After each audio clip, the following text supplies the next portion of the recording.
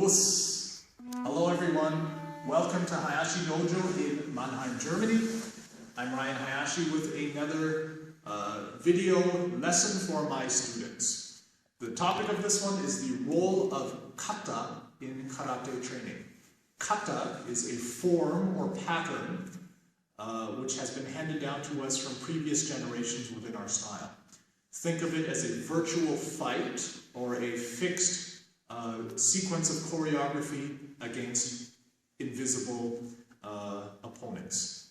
Now, the question of the role of kata in karate is very interesting. There are some martial artists who say that training kata does not teach you how to fight.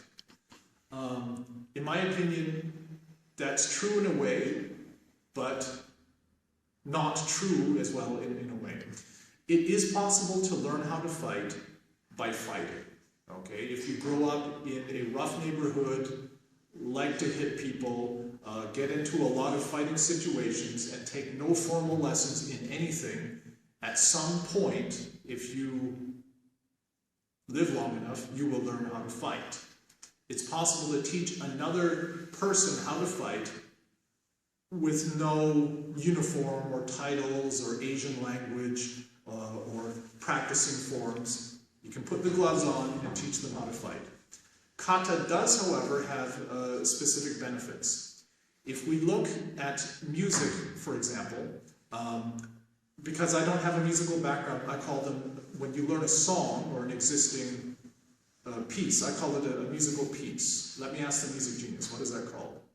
A piece. A piece, a composition. It's a composition. For example, Eine kleine Nachtmusik by Mozart would be a composition. Now, it is possible to sit down with a keyboard or a piano with no lessons and nobody teaching you how to play it, and people could make music with it. Or sounds. Or sounds. Well, any monkey or child can make sounds by hitting the keys. If they enjoy that enough and do that for long enough, they can at some point play music. Some individuals, you know. I think it would take longer than someone who takes piano lessons, but they could learn to play music. It's possible to learn to make their own music, compose their own original material without learning any existing compositions or songs. Would you agree? Practically no, but theoretically yes. Theoretically yes. We're talking a real child genius, but improbable, but theoretically yes. Could happen theoretically. Now, if we have people that we want to teach how to play the piano, part of that learning process is to teach them existing compositions written by other people, correct? Okay. If you want someone to learn about literature, you do so by giving them books written by other people. A kata is that in karate. It's the embodiment of ideas. Okay? Now, another analogy. If we look at boxers, a boxer hits another guy until he can't stand up. Okay? And within that sport, he knocks the other guy out, that's how he wins. If you look at how a boxer trains, a boxer will hit a punching bag. Okay? In German, a Sandsack. Now, does that teach a boxer how to box? No. If we take a beginner, put the gloves on him and just have him hit this bag, this will not teach him how to fight because a bag does not hit back. Okay?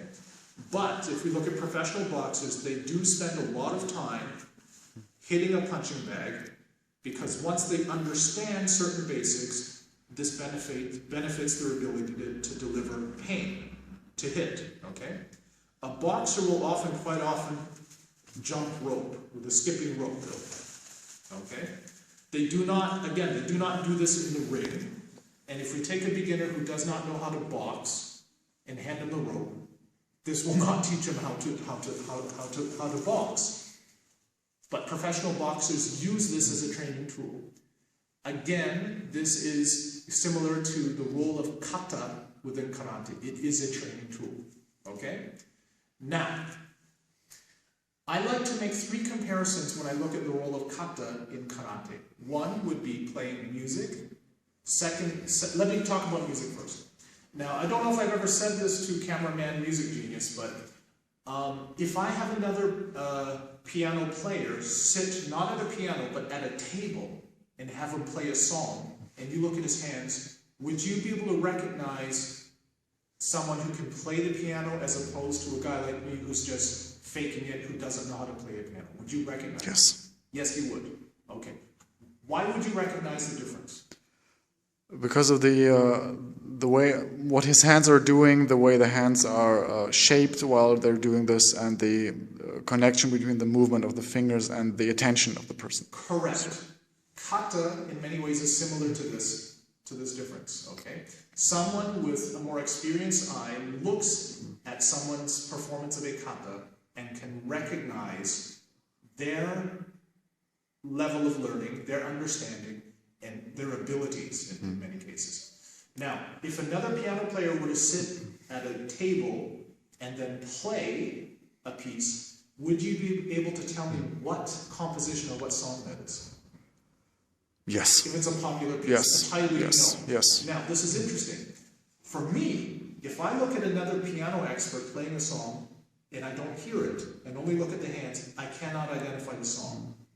The piano expert can. Again, we have this dynamic also happening within karate.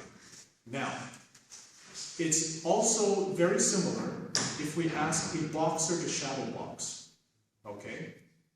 A professional boxer, if he's alone in the room and shadow boxing, you'll see from the way he moves his body, another boxer will recognize how good a boxer he is.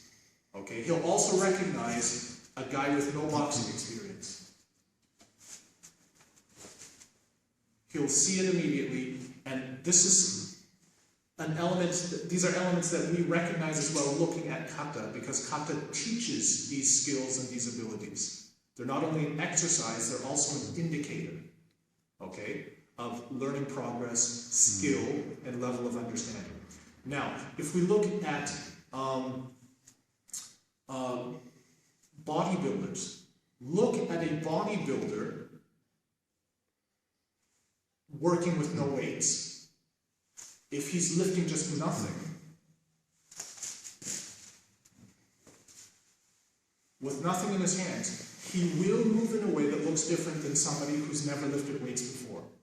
Okay? Now, first of all, if he's strong enough and has the musculature, you don't even have to ask. You'll see it because you can see it in the body structure, which often is also quite true from karate masters.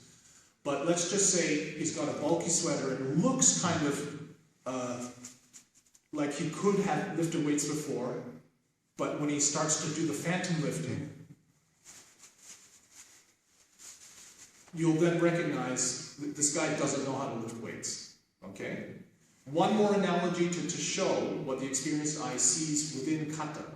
Just as with playing music, a juggler can look at another juggler juggling without the balls. Okay? Now, I can't juggle, so I'm faking it. If a juggler looks at me and I say I'm juggling invisible balls in my head, he'll say you're faking it. I don't think you can do it if I hand you the balls. Okay? But if he looks at another juggler, he'll recognize that this guy could do it if I give him the balls to juggle in the air. He may even be able to tell from the pattern of the hands how many balls this guy can juggle in the air. Okay? So, the karate is a training tool. It contains ideas. And one last aspect, it also is a carrier of the tradition of former masters within our art.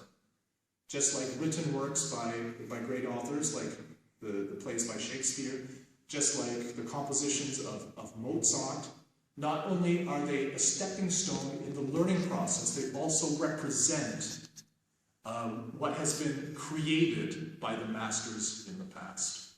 Okay.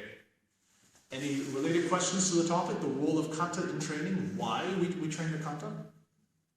Okay. Good. Well, I hope that was a useful description. Thank you very much for watching.